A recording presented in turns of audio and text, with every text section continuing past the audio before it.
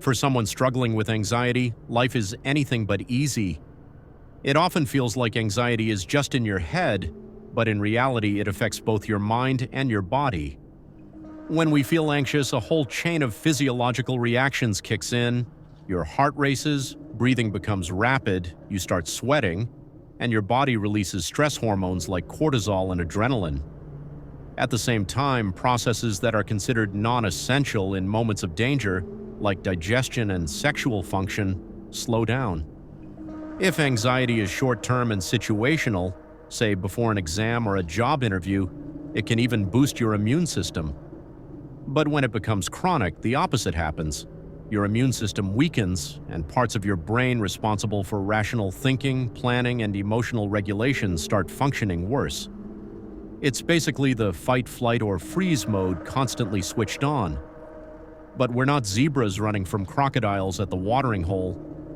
Instead, our brain reacts to things like small talk, someone's glance in the subway, or even a happy relationship that feels too good to be true. Chronic anxiety means you live in constant stress. And that's not just exhausting, it's draining. You end up with little to no energy, physically or mentally. Even thinking becomes hard.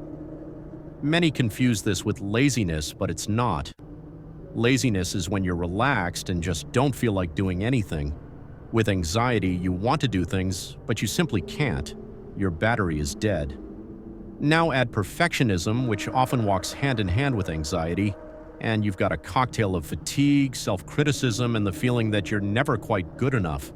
That leads to procrastination, low productivity, and sometimes workaholism, a way to escape from your inner chaos. But even that only works for a while before burnout hits. One of the most common patterns in anxious people is trying to conserve energy. You wait for the right mood, motivation, or inspiration to strike before taking action. Days go by, then weeks, but that magical moment rarely comes. And if it does, it's short-lived or doesn't actually lead to anything.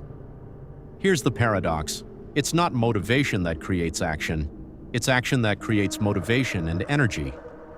Sounds magical, but it's biology.